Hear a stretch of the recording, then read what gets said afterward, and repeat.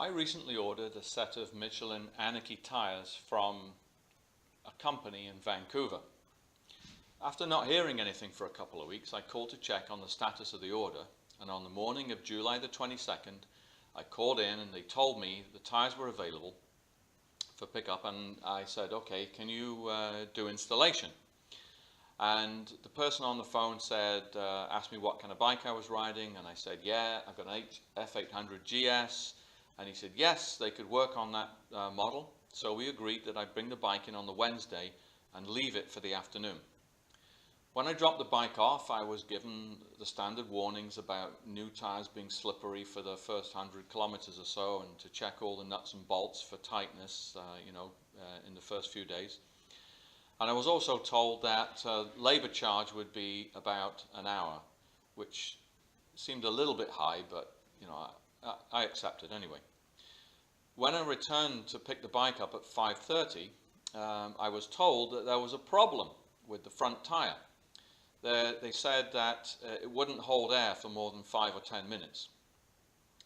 Now they also said that they didn't realise that the tyre needed tubes, and that they hadn't had any in stock, so they'd been forced to use the existing tubes. Now, they also told me that the rim tape was displaced and was in bad condition. And probably this is what had caused the leakage, with abrasion against the inside of the inner tube on the spoke nipples. But they said the air's coming out around the valve hole in the rim, which is where air typically comes out from tube tires. So unless there's actually a hole in it somewhere. But anyway, he said it could also be because the tubes were old, and that's where they fail. So they lectured me on always making sure I have new inner tubes and rim tapes installed when I put new tires on. But of course, having said that, they'd just done neither of those things. I was a little skeptical about some of the explanations about the leakage, because those tubes were less than 2 years old, and the tires, I've never had a puncture in them, never run them at less than 30 pounds, and so tubes shouldn't wear out that quickly. However, I decided this is not the best time to get into a debate, because it was 15 minutes to closing time. That's my only vehicle I have on the road at the moment. I need it for work every day. I needed it back on the road that night. So the member of staff made a phone call, and he found a company just down the road, he said, that had the inner tubes in stock and would remount the front tyre for me and get it back on the road. So he suggested that he put 60 pounds in the front tyre, and that I ride the bike down there to this other company, and that should give me enough time before it went flat. So I agreed to do that, and but now while he's pumping the air in there, he got my bill ready, and when the bill came, he said he was going to have to charge me an hour and a half, which is quite an increase over what he told me originally. And really, the extra time is caused basically by their incompetence, by their inability to put a tyre on properly. So anyway, again, this was not the time to argue.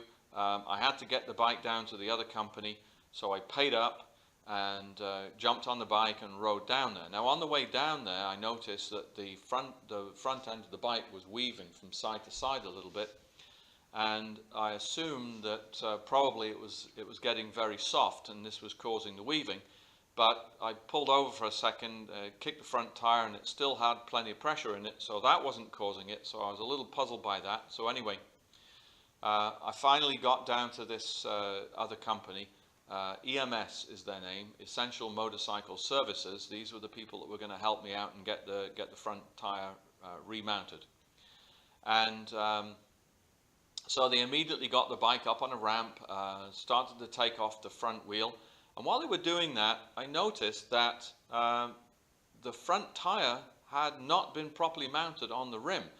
the bead of the tyre was not set against the wall of the rim for about 1/3 of the circumference, and that was what was causing the weaving, and that really concerned me, because if that tyre had not leaked, I probably would have been sent out on the road with a tyre that wasn't properly installed.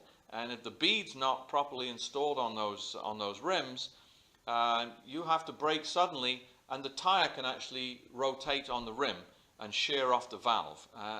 If that happens at speed, I don't want to think what might have happened. So anyway, they took the tyre off, and they took the inner tube out, and as they took it out, I picked it up off the bench, and I could clearly see that there was a 1/2 inch long gash in the tyre caused by a pinch with tyre levers. And this was what was causing the leak on the front. Not abrasion against the inside of the spokes, not the inner tube failing around the valve, but a pinch from somebody misusing tyre levers while putting the tyre back on, or maybe taking the old tyre off. I don't know, but definitely it was a pinch. So while the new inner tube was being installed, I asked the owner of EMS if I could borrow a tyre gauge, because by now I'm getting a little bit concerned about whether the back tyre has been put on properly. So I had a good look to see if it was seated against the bead on the back, and it looked like it was. So I checked the pressure, and it had 50 pounds in it. That's 1.5 times the recommended pressure.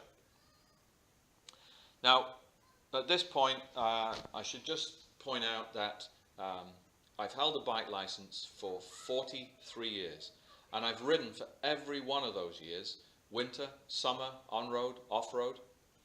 I've covered about 800,000 kilometers on 16 or 18 different bikes, probably more, because I've owned at least 16 or 18. I've obviously ridden quite a few other ones, and I've bought about 20 sets of tires, new tires for those bikes, and I've put every single one of those tires on the bikes too. In addition, I've probably fixed at least a dozen punctures at the side of the road while riding in BC for the last 10 or 15 years. So I know how to install tires, and I know what a pinch tube looks like, and I've got the inner tube if you'd like to take a look at it. So one day I hope I can show it to you. But I also know what bullshit is when I smell it. So I've been lied to, or at least bullshitted, to cover up for the incompetence of the people who tried incorrectly to put the tyre on. I've been sent out on the road with a leaking, dangerously fitted front tyre and an overinflated back tyre, and then I've been overcharged for the privilege. What would you do if you were me? What will you do now that you know what happened to me? Now, I can't finish this little post without saying a big thank you to the guys at EMS. They did a great job. They dropped what they were doing. They had me back out on the road in less than half an hour, and that included a lot of chit-chat and talking about bikes and stuff like that. So it could have even been faster, but within half an hour I was in there and out and gone. So clearly, if you know what you're doing, it doesn't take an hour and a half to put new tires on. But big thank you to EMS.